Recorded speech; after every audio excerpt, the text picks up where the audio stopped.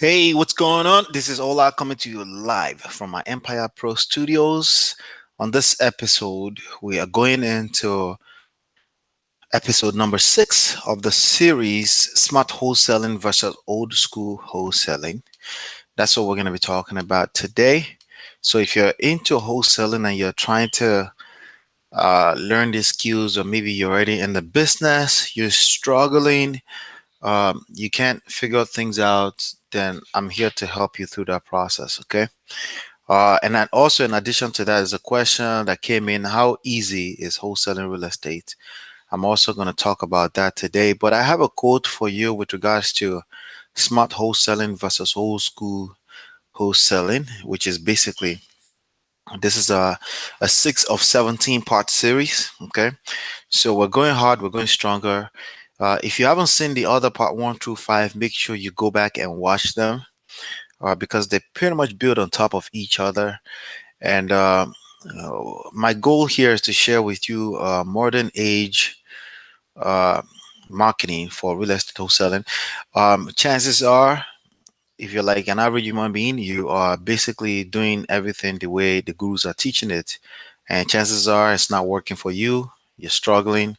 And if that's the case, that's what this video is about. So the quote for the day is this: the old school wholesaler is dependent on instant equity, therefore exposing them to vulnerability of a non-sustainable business model and recessions, while the smart wholesaler understands the balance between speed, which success love, of course, right? Time and patience as part of the formula to real equity and long-term wealth building. Okay. All right. So that's what this is about. And I want to share this with you over the next few minutes. We're going to have some fun talking about this. But then there's a, remember I told you it's a question: how easy is wholesaling real estate? Okay. And that's the first thing I want to talk about. How easy is wholesale real estate? Instead of answering that question and just telling you it's easy, which will be obviously biased, because obviously I have experience in this um, in this profession. Let me tell you the part that's not easy about it. Okay, honestly, there's only one part of this whole thing that's not easy. Okay, and that part is your mindset. That's it. Okay. There's no manual labor involved in this. If you're thinking you have to do manual labor, then you obviously got it completely wrong. Maybe you're watching HGTV, you're watching the TV shows, and you think you have to get a hammer, a sledgehammer, and start slamming walls down. Then you completely get it wrong, because you don't make money in this business by doing. You make money by getting things done. It's two different things. Okay. So if you're slamming hammer against the wall and you think that's where, now you completely missed the road, and hopefully you'll fix that, because honestly there's no leverage in that. The idea of building a business is so you can beat time at its own game. Okay, you can create an operation that's well leveraged. Does that make sense? So, and that's something that I do notice that a lot of newbies don't understand. They're confused. Should I go pick up a house, fix and flip? Am I doing the fixing myself? Do I save money by fixing it myself? No, you're not gonna save money when you fix it by yourself. You're just not gonna save money, okay?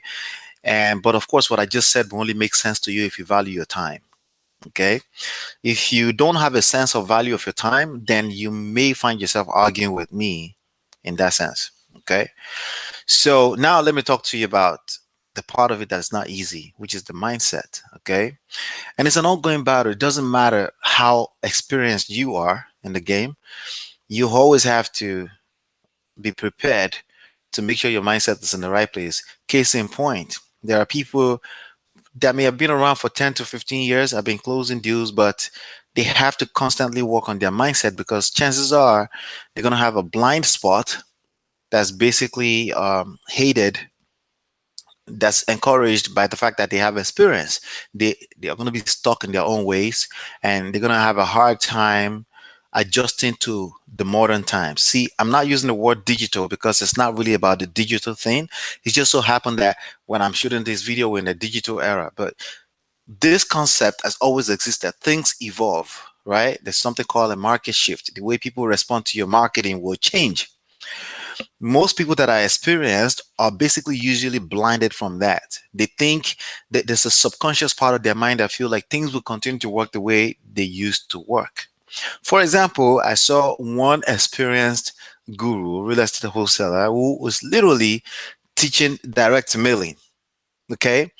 I am convinced without any shadow of any doubt that he really thinks that what he really believes in what he's saying. But the fact of the matter is that direct mail is the most expensive, ridiculous, unreasonable way to market your business today, because there are easier, cheaper, and faster ways to get to the audience in a more cost-effective manner. But again, when you have experience, you have that blind spot because it worked for you in the past. You think it will always continue to work. I don't have that because I basically approach everything from a standpoint of I don't know anything. Okay. Just like we woke up today, there's something new. There's something completely brand new about how to build this business, and I need to pay attention to that. Most people don't do that. So the mindset is the hardest part about this. If you're stuck in your ways, it's going to be harder for you to adjust to what's working today. If you're brand new, right, and you actually have an edge over somebody who hasn't been in the business, because then you can pay attention to what I just said, which is what is modern day marketing. How do you market in the year that you live in? Not 15 years before that, not 15 years after that, right? How do you market, like market it in the year that you live in? So if you live in 2018, what is the up to date way to market in 2015? Is it by sending letters or learning how to be in front of Facebook, YouTube, Twitter, Instagram, right? Social media. You answer that question. You get to answer that question. See, not being able to answer that question is probably the easiest thing to do. But the hardest thing to do is really take the time, take a few minutes to really think hard about that. Is the best way to market in the year you live in, knocking on doors, driving for dollars? Is that the cheapest way if you value your time? Or you could learn some new skill set and put that new skill set to work. And that's something that can make real estate wholesaling very hard if you don't know how to do that. Another thing that can make it very hard, if you think you are in the real estate business, that will make it hard for you. Okay. Once you understand that you are in a people's business, aka you're in a marketing business, then it becomes extremely easy. Okay. You stop asking the wrong question. You stop asking for what contracts to use, right? You start leveraging Google and YouTube to answer quick questions. You start leveraging what you're learning to build a massive list, a massive network. I said massive, a massive network, a massive brand, and all those things become marketers for you, marketing agents for you out there, even while you sleep, and you attract opportunities to yourself. Okay. And if you want to learn all about that, that's something I cover extremely in extreme details in Empire Lifestyle Secrets, which is a book you can download absolutely for free at myEmpirePRO.com.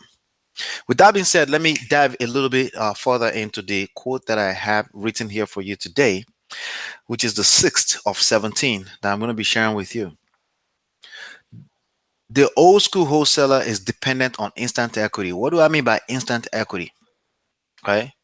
Instant equity is basically the idea that you're looking for houses at 65% of ARV after repair value. There's nothing wrong with that. Okay. But if that's 100% of what your business depend on, your business is going to be very hard.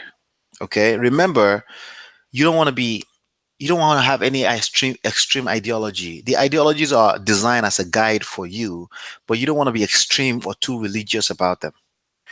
So in order for you to benefit from the game of real estate, you're going to have to be what I call the creative real estate investor. The keyword is creative. You got to learn how to think outside of the box. If you're just thinking one way straightforward and that's how you think, you increase your chances of failing, because nothing works like that in life, especially in business. It doesn't work like that. Okay. So instant equity is 35% equity, 65% of ARV. That means the property is worth $100,000, but you're able to pick it up for 65%, right? That's instant equity, right? Some people want to call it stealing equity, but that's not what it is. As long as somebody is willing to sell it to you willingly, then absolutely. And it's not your responsibility necessarily to educate them on what their house is worth. It's your responsibility to tell them what the house is worth to you. So, but that's a different topic entirely. So instant equity is 35%. But the productivity in real estate actually comes from when tenants pay for rent. Okay. And the smart landlords know how to use that rent to build equity with time and patience. Okay. They're not using their money, right? They're leveraging credit, cash, right? Property management that's available, right? And this, cheap loans, cheap money, right? They use that, they collect that together with renters, tenants' money. They use to build equity, aka wealth, with time and patience in that formula into their pocket. Is that the only way to build wealth? No, you need all of the above. You need instant equity, but you also need patient driven equity, which is when you use tenants' money to build equity. Sometimes you don't have to own the house to make that kind of money too. You could be the property manager property manager for such property. Multiple streams of income is the way you want to be thinking. Unfortunately, the whole school wholesaler only depends on instant equity. Okay.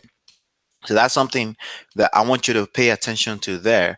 But they only depend on that also because all they know how to do is, driving for dollars. All they know how to do is direct mailing to motivated sellers. They can't really think of any other way to make money, right?